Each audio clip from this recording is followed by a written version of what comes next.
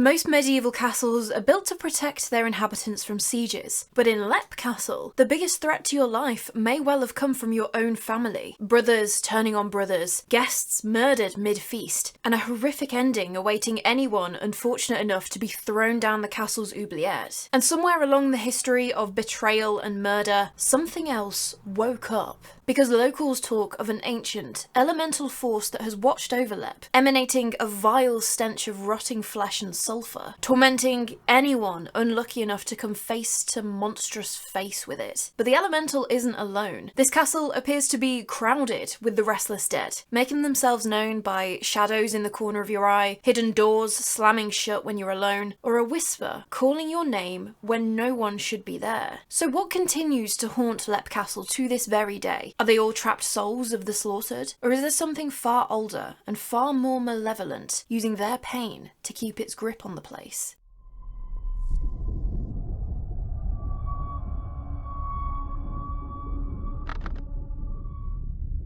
And so, while a lot of the ghost stories seem to, rather unsurprisingly, originate from the castle's incredibly bloody and brutal history, we do need to go back even further to understand what makes Lep Castle so special. Because before a fortified structure was ever built here, this land in what is now County Offaly was incredibly significant to the Druids, the pagan priesthood of Celtic Ireland, who would use this area for rituals and initiations. And that would have been going on all the way back to 500 BC, a huge amount of time. Supposedly, two ley lines intersect here as well, and some reckon that surge of energy is why Lep Castle's basically paranormal central. And so this is where the history starts to get a bit blurry, and I understand we're pretty much right at the start, but that's just going to give you an idea of how it's going to go. But it is widely believed that the O'Bannon clan built the first Lep Castle sometime around or after 1250, and at the time they were the ruling clan in the area, basically a royal family. Only the line of succession didn't quite work in the same way, as in, your eldest son wasn't necessarily going to be the next chieftain if it was felt that he wasn't worthy. It basically meant that the whole clan, brothers, cousins, uncles, they could all end up killing each other over the title, which was just as messy as you'd expect. And the legend goes that there were two O'Bannon brothers who were fighting it out between themselves as to who was going to be the next chieftain to get the castle. The only way to settle it was going to be a shocking display of bravery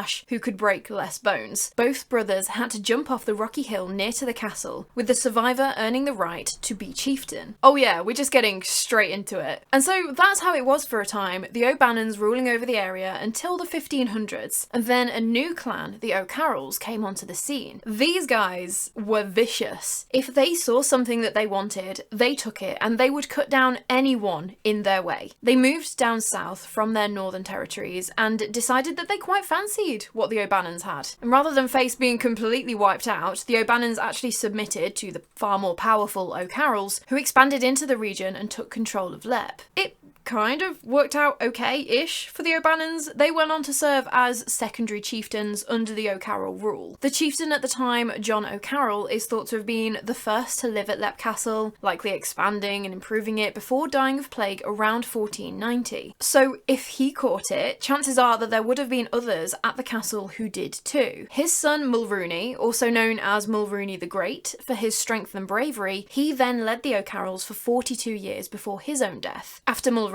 his son, Fergus O'Carroll, then took over, and it's around this time that one of Lep's most shocking events is said to have happened. But we will get into that later, including why their chapel was called the Bloody Chapel. Oh yeah, there is a story and a half. Because the thing to really know about the O'Carrolls, I've said they were fierce, vicious, stopping at nothing to get what they wanted. Nothing really paints the picture more than some of the legends surrounding them. There was one that said that Fergus had invited a guest over for a feast, but instead of just enjoying a nice meal, he actually murdered him, while his steward killed the guest's servant in another room. In another Red Wedding-esque massacre legend, a different O'Carroll, Calvach, he was at war with the O'Neills at the end of the 16th century, but he knew his men just weren't equipped to be a good enough force. And so Calvach hired men from the MacMahon clan to come over to Lep and help train the O'Carrolls up. Everything went fine, the soldiers were trained into killing machines, and on the final night, as a gesture of goodwill, a feast was held in the MacMahon's honour. Only there was no intention of showing any gratitude. The story goes that the O'Carrolls laced the wine with poison and killed every single one of the other clan that night. The numbers vary, some say it was 29, others say it was as many as 150, but either way, just an absolute bloodbath. You literally could not trust anyone, always be watching your back. Must have been absolutely exhausting. But the fearsome O'Carrolls held on to Leap Castle until around 1649, and again, the details from here get hazy. You'll hear a few different versions of what happened next, but it's generally agreed that the castle passed out of O'Carroll hands, technically by marriage. But basically, after King Charles I of England was executed, parliamentary forces swept across the country as part of what was known as the Cromwellian conquest of Ireland. Whole families were thrown out of their homes, Irish chieftains lost absolutely everything. In fact, the O'Carrolls were one of the last clans to hold out against the English until they couldn't anymore. According to the story, Fionnuala O'Carroll, the chieftain's daughter, was married off to one of Cromwell's officers, Captain Jonathan Darby. But it wasn't a fairy tale wedding or anything like that. These sorts of arranged marriages were often just a convenient way for the English to grab Irish land without looking like they were stealing it outright. On paper, it all looked civilised, but in reality, it was not. Through the marriage, Captain Darby ended up with Leap Castle, plus around 4,700 acres of land and 500 head of cattle. But as I'm pretty sure you're starting to see with Leap, there is a slightly more legendary, bloodier version of the events that transpired here. Because some say that actually Captain Darby was held prisoner by the O'Carrolls at Leap Castle. For some reason, it became Fionnuala's job to make sure that the prisoner was fed each day. She would visit Jonathan in his cell and bring him a measly morsel of food. And it was through these brief interactions that the pair fell in love. Fionnuala O'Carroll, knowing exactly what fate awaited the prisoner, decided that she was going to do something about it and helped Jonathan escape. But just at that moment, as he was sneaking down the spiral staircase to get out of the castle, Fionnuala's brother was coming up the stairs. The pair met in the middle, and obviously you're seeing your prisoner escape, so a fight immediately broke out, which Jonathan won by killing the O'Carroll brother. Other, more tasteful versions of the story say that Jonathan didn't kill him, but instead, on seeing him, ran back up the stairs and jumped off the battlements, surviving the fall by landing on the yew trees below. Whichever way though, it was Fionnuala who had let Captain Darby out, which allowed the English to come back, take the castle, and see Fionnuala and Jonathan live happily ever after as husband and wife. There was a little bit of back and forth though after this. The castle was actually given back to John O'Carroll after the English monarchy had been restored, as a kind of thanks for being loyal to the crown. But then a few years later, that decision was reversed and Leap was once again in the hands of the Darby family. Just so much to this story already, am I right? The later part of the 17th century though was the end of the O'Carrolls at Leap Castle, and for generations after that, Darby family members were born, lived and died here. One particularly interesting Darby, who I need to tell you all about, was a woman called Mildred Darby. She was a writer who published under the name Andrew Merry, because of course women couldn't write books. But she married into the family in 1889, although it wasn't a particularly happy marriage. Her husband, also called Jonathan Darby, just to make things super clear, he seems to have not been a very nice man, and he absolutely did not support his wife's writing. So when Mildred wrote a gothic novel called Kilman Castle, A House of Horrors, set up to be a fictional haunted castle, but what was in reality very clearly just an account of the things that Mildred had experienced at Leap, maybe with just a dash of dramatic flair added in, Jonathan was said to have been furious. Not exactly over the moon with how he'd been portrayed in the book either, shall we say? He absolutely did not believe in the hauntings at Leap Castle, and was reported to have said that the only spirits were the ones in the cellars. But all these experiences that Mildred supposedly had at Leap weren't just because she was tripping over ghosts left and right. She was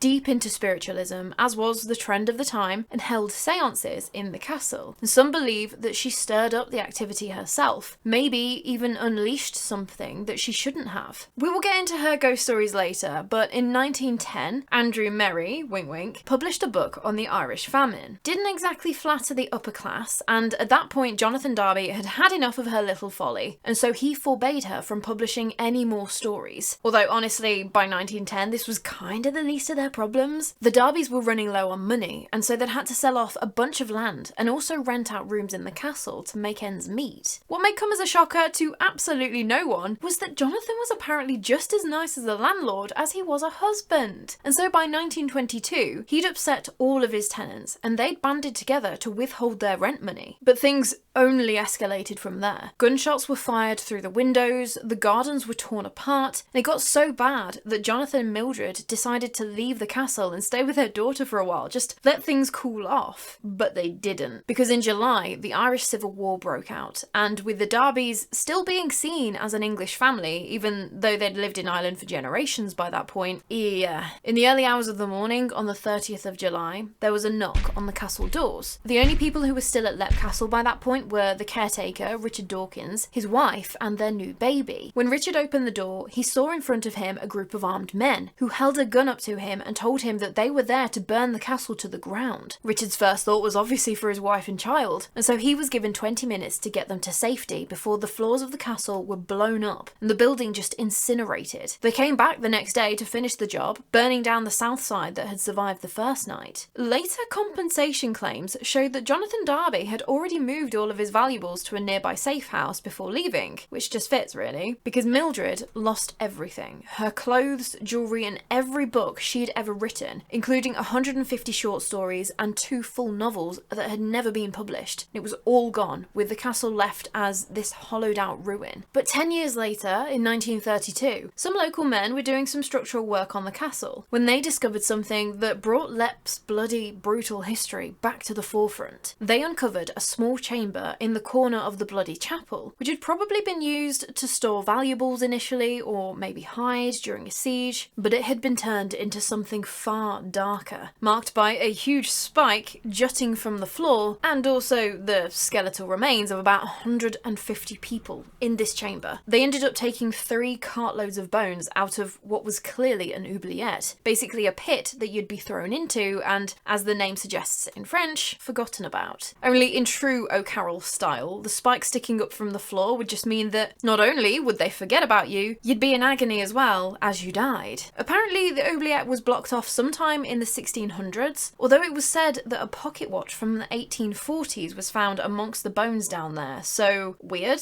How did that get there? But after that discovery, not too much happened with the castle for a few decades. It stayed again as a pretty much abandoned ruin. Although, the locals knew that something was up with the place. In the dead of night, they would look over to the castle to see that the windows on the top floor, where the room of the bloody chapel is, were all lit up. Like there were hundreds of candles flickering. You could be forgiven for thinking it was just bored kids or whatnot breaking in and having a wander around the place, only all the light would be extinguished in a fraction of a second. One instant it's all lit up, and then the next, completely dark. In 1974 though, an Australian historian called Peter Bartlett bought the place and began restoring it. He unfortunately passed away in 1989, but a few years later, in 1991, the musician Sean Ryan and his wife Anne purchased the castle. And ever since then, they've been working to restore it while living there. And even up to nowadays, as of 2025, Sean still opens up his home to the public. Make sure you give him a ring before so he knows you're coming, but you can go and have a walk around and hear the history and a few ghost stories. Okay, there are more than a few. You don't get nicknamed the most haunted castle in Ireland for nothing. Sean Ryan, he firmly believes that there are spirits in the castle. He says that the family often hear footsteps or doors opening and closing. It seems to be more frequent at night, but not because, ooh, ghosts come out at night, but just because that's when it's quieter, so you notice things a bit more. Sean mentioned that he has also heard chanting coming from outside, and a little more unsettling, his own name being called out. Don't love that. Even so, the Ryans don't feel threatened. They seem to live quite peacefully alongside whatever else remains in the castle. They said that over and over again in interviews I watched and things, and that's awesome that they feel that way, that they're not scared of their own home. Although, in older sources that I saw, the things that happened when they first moved in would have me absolutely terrified. Apparently, when they first bought the castle and started on the renovations, tools would get moved when Sean's back was turned and things like that. Workmen would leave in the middle of a job and just completely ghost the family, never coming back or talking to them again. But the most horrific was when Sean was working up a ladder one day, when he claimed that it felt like the ladder was physically pushed away from the wall that it was leaning against. Like it hadn't slipped and fallen down. Obviously, it was a completely horrific horrendous accident and Sean totally fractured his kneecap, which ended up having to be surgically removed, delaying their restorations by about a year. Still, accidents happen, ladders are dangerous and all of that, but when Sean went back to work 12 months later, almost immediately he had another accident and fractured his ankle. And it just felt like it was really rotten luck. Almost like, I don't know, something doesn't want you messing with the castle? The family thought that it was a bit too much of a coincidence too, and so Sean kind of leveled with the spirits, saying, look, I'm not demolishing the place, I'm just trying to restore it, you know, actually help you guys. And supposedly after that, all the activity calmed down to non-life-threatening levels, and the family were allowed to live peacefully at Lep. The animals living at the castle, less peaceful. Sean's dog goes wild, barking at seemingly nothing at random times. Interestingly, that lines up with something Mildred Darby mentioned. Her dogs would bristle and bark at nothing, and the horses would freeze in absolute terror. I actually know completely what she means there. I've had that happen to me too. Horses would sometimes just lock onto a spot with that absolutely not energy. There was one yard I worked on where every horse would just stare into the same corner of the field. Not creepy at all. Of course, that yard was attached to a haunted manor house, so there was that. But anyway, speaking of Mildred, I promised you ghostly encounters from her time, as clearly she had enough to weave into an entire novel. She said she'd hear furniture scraping around at all hours, and guests would complain to her about the servants who were working upstairs in the middle of the night, except no one was up there,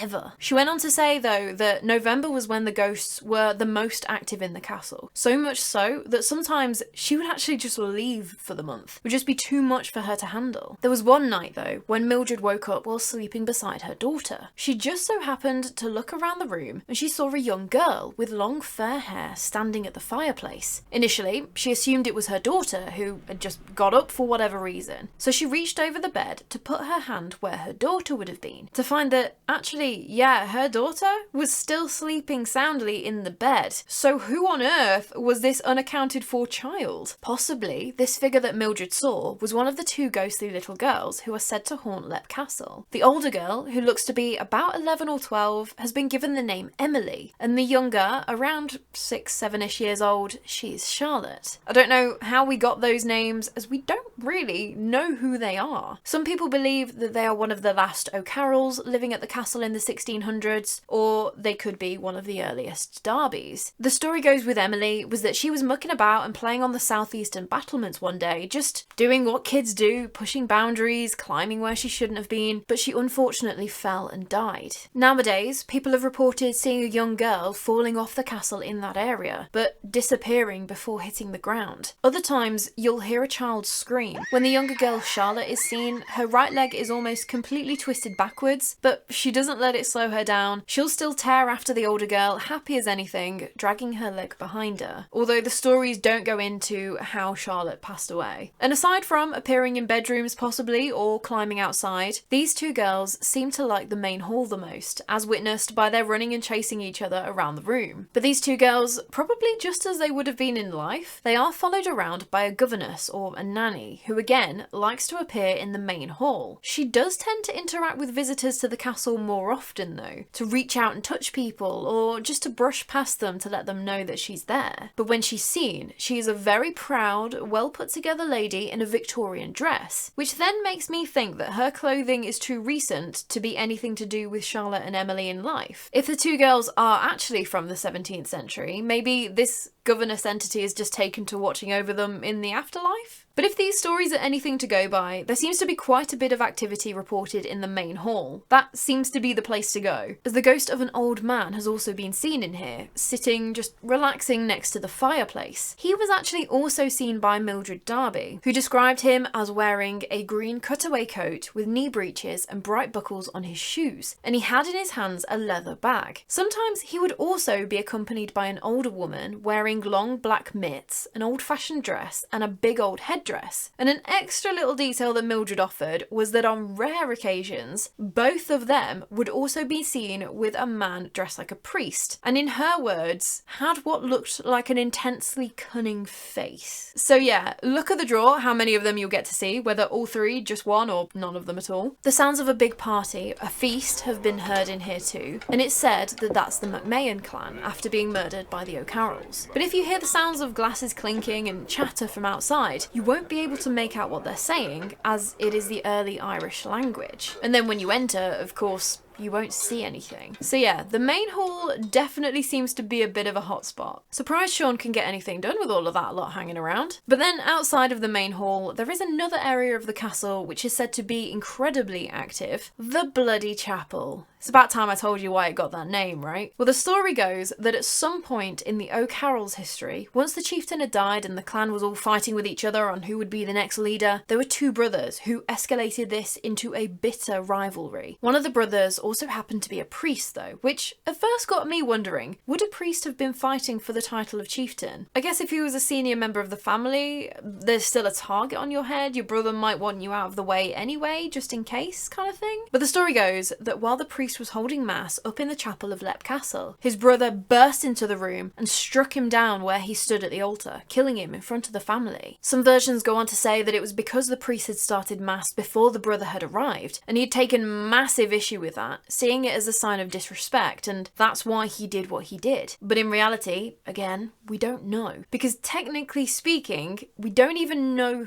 who these brothers were. Some sources say that the brothers fought after Mulrooney died in 1532. Others say that it was actually Fergenham's two sons, Tig the One-Eyed, as he was known, who killed his elder brother Thaddeus. But it's just interesting to note that even the official Lep Castle website talks about the story of the priest being murdered in the Bloody Chapel, but doesn't put names on the two men. However, it seems that now a figure wearing priest's robes has been seen in the Bloody Chapel. We're also sometimes walking down the stairs away from it. But another ghost, said to originate from the time of the O'Carrolls, although we've got just as much of an idea as to who she actually is too, is the Red Lady. And her backstory is not nice. Consider this your warning, it's getting dark. She's said to be a woman who was taken prisoner by an O'Carroll and kept at the castle. They did horrific things to her and she became pregnant while imprisoned there. When the baby was born, her captor came and took the infant away from her, saying that they couldn't afford another mouth to feed. And so that was that. Well, she was obviously absolutely distraught. And so the legend goes on to say that the woman took the same dagger that the O'Carroll had used and turned it on herself. Yeah, like I said, just a really horrendous story. But now, Lep Castle is said to be haunted by this woman, who appears as an impossibly tall, menacing figure, dressed in a red gown with this glow coming from within her, like she is her own light source, if that makes sense. She's also seen carrying that dagger, raised and ready to use it, just not someone you want to come across. And there was an encounter with her that was published in the Occult Review around the time of Mildred Darby, which outlined what a guest had experienced. They said that it was around 11 PM on Halloween night, appropriately enough, and they were all tucked up, asleep in bed, all fine. All of a sudden though, they woke up with a start, just an icy, dreadful cold feeling. Their heart was going. Something was not right. And that's when they noticed someone very tall standing in the room with their arm raised. And their first thought was, oh, it must be one of the Darbys, probably Jonathan, since he was the only one tall enough to loom out of the shadows like that. As the figure walked towards the bed, that luminescent glow from within the figure got a little brighter. And so this guest could see that it was the woman in a red dress holding a dagger up as if she were about to attack him. Oh, heck no. They reached over to their bedside table and quickly struck a match so that they could get a better look. But just as the match lit and gave just that little bit extra light, the guests scanned the room to find that the woman who had most definitely been here and was about to pounce mere seconds ago was now nowhere to be seen. They were completely alone in the room again. We really do have it a lot easier nowadays, don't we? I just need to reach over and press a button on my lamp and it would turn on. If I was living back then through this experience though, I would be that really irritating character in a horror movie who couldn't strike a match. You'd all be screaming at the TV. But this guest was staying in the Blue Room, a bedroom that eventually the Darbys stopped using as it was just too active. Too many guests complaining about the murderous Red Lady. Totally understandable. But this Blue Room had previously been used as the castle's nursery, where the Red Lady manifested in a different, absolutely heartbreaking way. She would be witnessed standing at the foot of the children's beds, just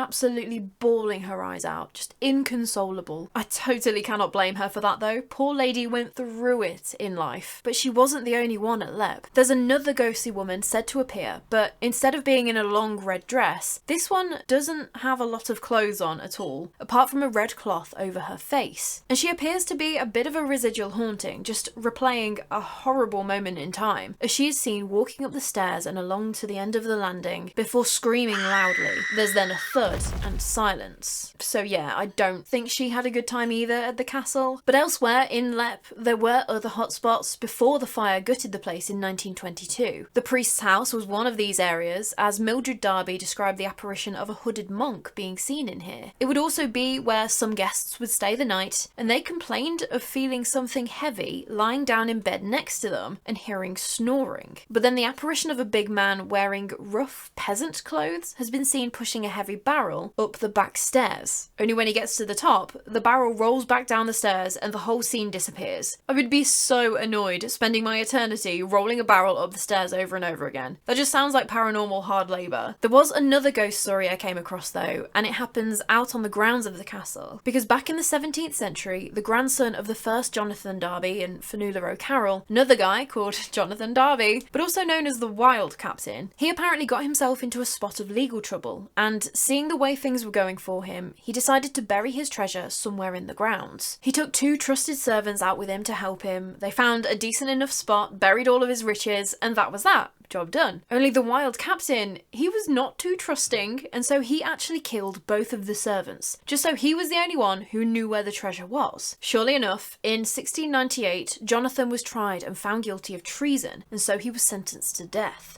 But as he was waiting in prison for his sentence to be carried out, which unimaginable torture, having that hanging over your head, he was actually pardoned and let go. Happy days. Although, with the trauma of what he had just gone through, totally understandable, once he got back home to Lep Castle, he couldn't actually remember where the treasure was buried. Yeah.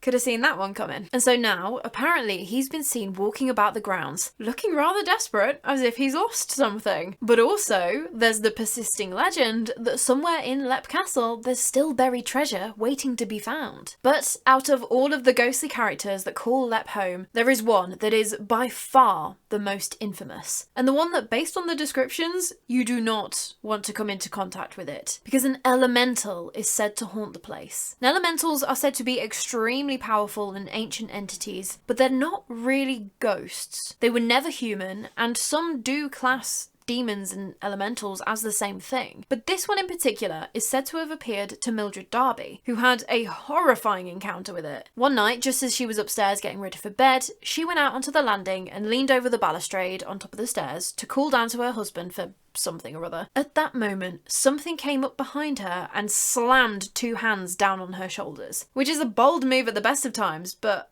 when you're not expecting it. She spun around, wondering who on earth had approached her like that, when she saw this thing. It was a short, squat, humanoid shape, apparently the size of a sheep, but its body was thin and gaunt, and covered in this cotton wool type fur that was an unclean, just gross looking shade of grey. Its face was absolutely hideous and didn't look human at all, with no nose, but it also had no eyes, just 2 black holes where the eyes should have been. Mildred went into great detail about what she saw and how it was just the worst of the worst, and yeah, sounds like it. Absolutely horrendous. It smelled like a decomposing corpse, only dialed all the way up to 10. Just completely offensive. And it had its arms raised up towards Mildred as if it was about to strike her down or something. I cannot even fathom. What would you do in that situation? How do you even begin to rationalise what you're seeing in front of you in that moment? She supposedly went on to see this elemental again after that. And even her husband Jonathan did too. But he was so adamant that it was Mildred mucking about, messing with his head, that he literally saw this thing at the same time that she did. And instead of shock and awe, usual reactions to something so unusual, he just turned to his wife and started screaming at her about dressing things up to try and scare him. It was apparently seen again once Mildred and Jonathan moved out, as locals claimed to witness something short and inhuman on the battlements of the castle, screaming and writhing as if in actual physical pain, as the bones from the oubliette were being cleared out of the castle in 1932. And while sources say that Peter Bartlett, the Australian who owned the castle before the Ryans, hired a white witch to fly from Mexico to come and cleanse the building of the elemental, and then Sean and Anne saying that they've never encountered anything close to that description or even had that feeling of vile negativity, there was apparently a visitor in 2006 who claimed to come face to face with some sort of stocky looking humanoid shape that looked like it was crouched down, ready to lunge at them. No, don't like that. They said that the air was filled with the stench of sulphur and they were just overcome with this horrible feeling of dread and nausea. So they did what any rational person would do. They backed away from the thing slowly and then closed the door on it and walked away. That is how you survive a horror movie. There have been attempts to try and pin down how Lep Castle came to be home to something so grotesque, and there are a few theories floating about. Some believe that it had something to do with the ancient druids who used the land for their magic, and so this elemental was somehow a manifestation of that. And while there's no proof that druids literally worked with elementals in that supernatural sense, their rituals were about harnessing forces of nature. But then another theory is that the elemental was summoned by an enemy of the O'Carrolls who wanted to destroy the castle from the inside spiritually. But the only issue I have with that is that with the death and destruction there, most of the death and destruction was dealt out by the O'Carrolls by the sound of it, so I'm not sure about that one. Others say that it's got to have been something to do with Mildred Darby herself. She was dabbling in the occult, conducting seances and messing about with things that she didn't understand, and so that's what brought this entity out. Whereas different people say that it predated Mildred, and it was actually something to do with the sheer misery and suffering that went on here. For a figure to be seen screaming over the bones being removed from the oubliette, 150 people supposedly, that is a lot of negative energy concentrated in a very small space. So it does make you wonder. And so it seems that over hundreds of years, Lep Castle has been watched over by something. Not just soldiers on the battlements, but by something far stranger. Maybe the ghosts wandering the halls are echoes from the O'Carrolls' brutality. Maybe that ancient elemental really is still there, continuing to feed on the energy of its inhabitants. Whatever the case may be, if Sean Ryan is right, if the castle really does whisper the names of the living, then it seems like Lep itself is keeping an eye on you. Maybe it'll whisper to you next. I feel like the context in which I get whispered at will greatly determine my reaction though. If it's during the day and I'm with someone else, I could